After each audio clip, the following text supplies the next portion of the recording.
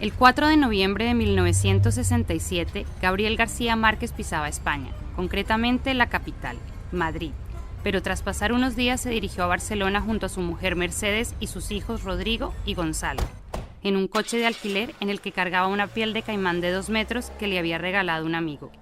La idea era venderla, necesitaba dinero. Semanas antes había publicado 100 años de soledad en Buenos Aires, pero aún era un desconocido para el gran público. Así lo recuerda Óscar Alarcón. Gabo era prácticamente un desconocido. Antes de 100 años de soledad era un desconocido en Colombia, un escritor de más. Como digo, había publicado 4 libros. Aquí se lee muy poco. Su fama comienza con 100 años de soledad, fama en Colombia y fama en Latinoamérica y en el mundo, lo que luego le significó el premio Nobel. Entonces, el periodismo como es el periodismo se pasa, eso no perdura. Los periodistas de hace 50 años son desconocidos hoy. Relato de un náufrago. Una travesía del periodismo a la literatura. Episodio 3. La llegada a Barcelona.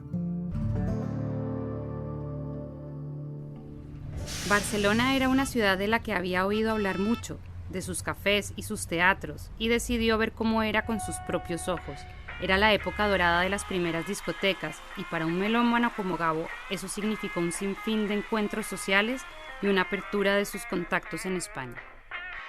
Gabo era amante de la música. Gabo siempre manifestó su inclinación por la música, ser amante de la música, y además dice que respetaba tanto la música que él, cuando oía música, solamente oía música, no escribía.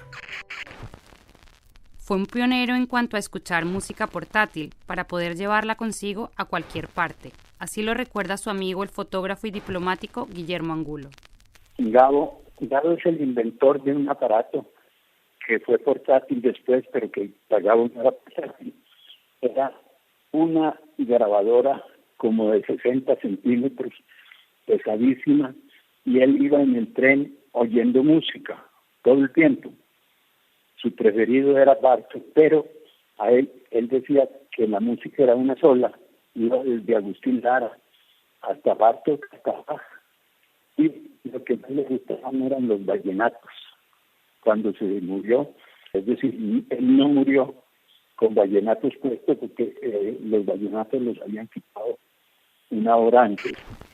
Tenía un gran oído además, y cantaba y tocaba guitarra, sí, cantaba muy bonito, cantaba vallenatos, rancheras, pero él ante todo oía música clásica. Bueno, Bartók le encantaba, Bela Bartók. Un gran oído, nos dice Patricia Lara, amiga de Gabo y periodista. Tanto es así que se hizo instalar el mejor equipo de sonido de la ciudad. Sus amigos lo llamaron la Gabo Sound Machine. Y no era para menos. Esa sala la instaló un técnico que montaba estudios de radio y donde la enorme discoteca de Gabo sería escuchada por él y sus amigos. Era en la calle Caponata número 6. Oía a un autor, creo que es húngaro, Bela Bartók. Y hay quienes dicen, o que alguien le dijo, que oyendo creo que la segunda sinfonía de Bela Bartók está escrita con el ritmo de esa segunda sinfonía, El otoño del patriarca, que repito, la escribió en Barcelona, tratando de romper con el lenguaje de 100 años de soledad.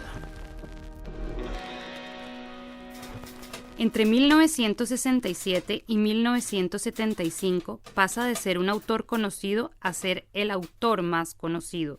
Rosa Ragaz fue una de las primeras en conocer a Gabo y su familia. Gabo llegó a una Barcelona que intentaba amanecer y florecer de la dictadura franquista. Se empezaba a vivir intentando transgredir las prohibiciones. Su amiga Beatriz de Moura había fundado en 1969, junto a su entonces marido, el arquitecto Oscar Tusquets, la editorial Tusquets, y le pidió un texto para apoyar el nuevo sello. Les voy a dar uno, les va a salvar la editorial. Aunque Gabo bromeaba en ese momento, sí que entregó unos textos que se convertirían en el libro más vendido de la editorial con 80 ediciones.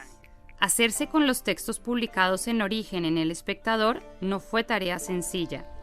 García Márquez me presentó a los directivos del Espectador. Yo comencé a iniciarme muy joven en el oficio y estando ya vinculado al periódico, recibo una carta a finales del 68, me escribe Mercedes, la esposa de García Márquez, en donde me manifiesta que está ella interesada o ellos interesados en tener las crónicas que Gabo publicó en El Espectador sobre el marinero Velasco.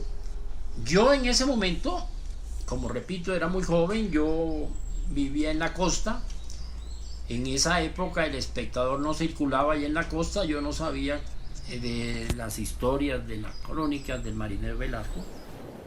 Es el momento en el que trasciende para Alarcón la historia de Velasco, pero además añade un dato importante en todo este relato. En esa época, estamos hablando finales del 68, las máquinas fotocopiadoras no estaban tan desarrolladas, no las habían terminado de inventar. Entonces me puse al comienzo yo a digitar esas crónicas, pero yo no alcanzaba a dar la rapidez que se requería porque ellos además necesitaban eso con urgencia. Entonces contraté una secretaria del periódico quien luego de la jornada diaria se puso en el trabajo de digitar las crónicas y se las envié a Barcelona. Todavía me acuerdo que era en donde vivía, Caponata 6, Barcelona 17. Así llegaron esas crónicas de García Márquez. Y entonces las publica Editorial Tusquets en Barcelona y aparece por primera vez esas crónicas firmadas por García Márquez. Relato de un náufrago es una obra maestra del testimonio en la que Gabriel García Márquez se pudo poner en la piel del otro. El náufrago, Luis Alejandro Velasco, que no era consciente de la aventura que había vivido. Solo gracias a las conversaciones con García Márquez entendió su propio destino. Y García Márquez tuvo esta capacidad de desdoblarse para ser una persona distinta, es decir, para situarse en la piel, en la mirada y en la voz de otro personaje, el náufrago que había perdido el rumbo. Esa firma desembocará en acciones legales, pero no nos adelantemos. Sigamos en Barcelona tras la petición de la esposa de Gabo de los textos publicados en el periódico en 1955. Escuchemos a la periodista Patricia Lara. Y estando en El Espectador es cuando se publica este relato de un náufrago, que aparece inicialmente firmado por el náufrago, que se llamaba Luis Alejandro Velasco. Y solo se sabe que García Márquez publicó ese libro en el 70, cuando Tusquets publica el libro firmado por él. Gabo pensó que lo más natural y correcto era que los derechos de autor fueran a parar a Velasco. Él mismo se lo dijo así a Nelson Freddy Padilla. Lo que yo sé de boca de él y de boca de los que conocen el movimiento de las editoriales es que desde la primera edición de Tusquets, él dejó en claro que todos los derechos del libro tenían que ir a parar a Velasco, ¿no? Él escribió ahí que él se lo merecía porque era el héroe de la historia.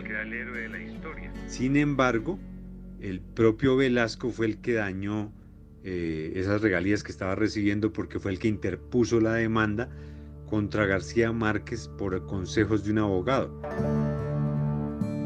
Una demanda que se alargó en el tiempo y que acabó por darle la autoría a Gabo. Sobre ella hablaremos después porque antes conoceremos la conversión del escritor al Nobel.